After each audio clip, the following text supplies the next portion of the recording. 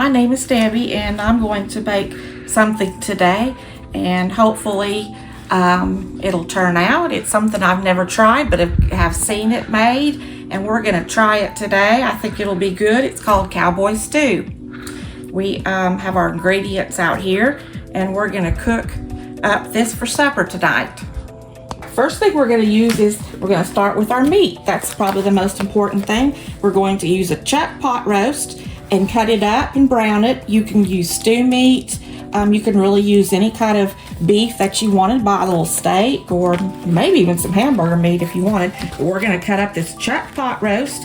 It is almost a 2-pound roast, and we're going to add potatoes. We'll cut these up, and we'll peel them and cut them up into chunks. Got some baby cut carrots we're going to cut up and add. Some pinto beans. You could add, if there's another type of bean you like, or if you don't like beans at all, you could do other kinds of beans. But we're going to use pinto beans, a can of whole kernel corn, which I will drain and add, and my 2 seasonings, au jus gravy and beef stew seasoning mix. And I'm going to add my broth. I have vegetable broth, but you can add beef broth, would probably be better, but I don't have that, so I'm going to use that kind of for my, along with some water for my flavoring, so that this au jus will mix with that probably pretty good. And then I'm going to add some onion, chopped up onion, and some celery. And I have my flour and oil here. I'm going to brown my meat first, and then I will continue to add all my stuff. So we're going to get busy with this roast now. Chuck roast ready to cut up. We have taken out of the package, washed it, patted it dry. It looks like it's a pretty good piece of meat here. It's got the way it looks with the grayed marble of the meat, and it looks like it'll be pretty good. We're just going to cut it into chunks. We're going to salt and pepper it, put it in flour, and we're going to brown it. And this is going to be our meat for our cowboy stew. All right, we've got our chuck roast cut up here into probably about 1-inch pieces. It made quite a bit of roast, maybe 1/2-inch pieces. Some are a little smaller than 1 inch. So we've cut them up. We got a good amount of meat. And what we're going to do next is put it in some flour. I've got some all-purpose flour in this bag. I put it in this bag so it's easier to clean up and not have it on a plate or anything. I'm going to put some in here. And I've got my oil heating up over on the stove. So I'll take a few pieces here and we'll get it going. See how it does. And alright, so I brought my meat over here to my oil that I've had heating up. And this is the pot I'm going to make the stew in. So I'm just going to go ahead and brown it right in here. And put just a little bit of oil in the pan, enough to cover the bottom of the pan good and give you just a little bit. You don't need a lot of oil, just enough to cover the pan good and get it good and hot. And you can salt and pepper your meat. I haven't, because I'm adding them other spices to it, to my stew. So if you want to salt and pepper it, you can, but this here is just plain old all-purpose flour. We're going to brown this till it's browned. All right, I've got my meat browned. This was the chuck roast. It's all been browned, put in flour, browned. I cooked it mostly all the way through. There may be a few pieces that aren't entirely cooked through, but we browned it pretty good, and it will cook in the stew as it cooks. So even though it's not entirely done, it will brown more and cook through and get more tender as it's in the pot. So what's left, I took that all out, and I have a little bit of grease left from frying my meat. And I'm going to go ahead and do my celery and onions. I've got about 2 stalks of celery cut up and 1/2 of the onion. You can do as much or as little as you like. If you don't like one or the other, you don't have to add it. But I added 2 stalks of celery, 1/2 of onion, and we're going to brown it in the little bit of oil that's left from our meat.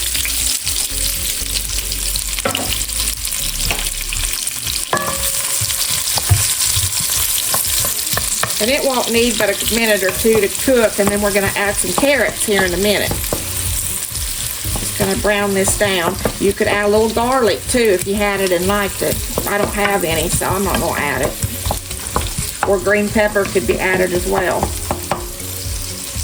All right, I've browned my celery and my onions for a little bit here. So I'm going to go ahead and add, this was just baby carrots. You could add regular carrots. This was about 8 or 10 baby carrots cut up into about a third of each carrot.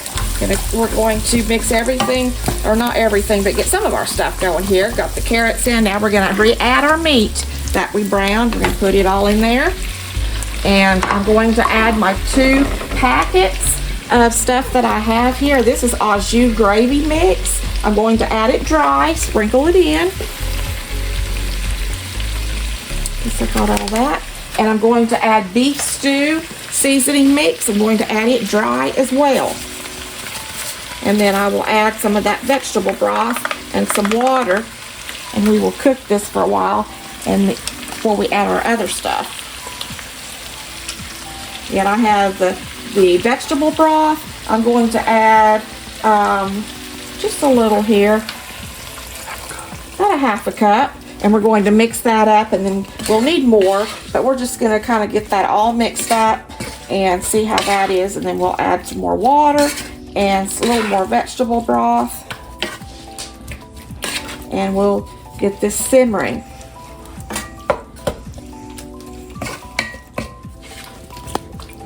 All right, I'm going to add some water, and we'll see how much we need here. I had 4 cups, but I may not use it all. That's 1 cup left, so I've added 3 cups for right now. And I'm going to add a little more vegetable broth, and we're going to get this mixed up and see how much liquid we need. Some people probably like it more liquid than others, so it don't have to be exact. And I'm going to add about another half a cup of the vegetable broth. That will season it up as well. For now, I think that will be about right. We're going to let that simmer. I did about 3 cups of water and probably about a whole cup, approximately a cup of the broth. And we're going to let this simmer before we add our other stuff because it will take longer to cook than the potatoes and the canned stuff. So we're going to let this cook for a while. We'll be back in a minute. All right, we have simmered everything we have in the pot for a little while. It's made a good brown gravy and it's cooked it down a little bit. Got the carrots going good because they'll take longer than the potatoes. So they've cooked a little bit, a few minutes, and we're going to add some potatoes. We got about 4 medium-sized potatoes cut up into about little like bite-sized chunks. And I'm going to add all these potatoes here to this, and then we're going to let this simmer a little while before we add our 2 canned goods of corn and pinto beans because they just need to warm up. So we'll get this stirred up, and I'm going to put a lid on this, and we're going to simmer this for a few minutes, and we'll be back with you shortly.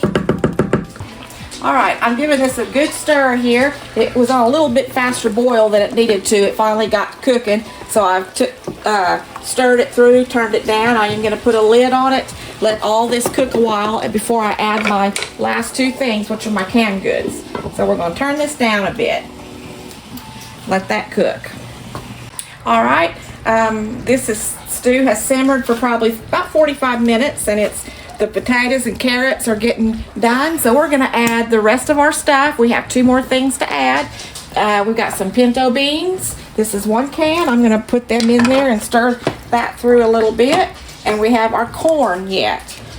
It's 1 can of whole kernel corn, and it has been drained. And I don't know if we'll need to add it all, so we're going to see. Sometimes it's a lot of corn, so let's stir this through and see. We need all that. I think we'll just add it all. Might as well. So that was 1 can of corn and 1 can of pinto beans.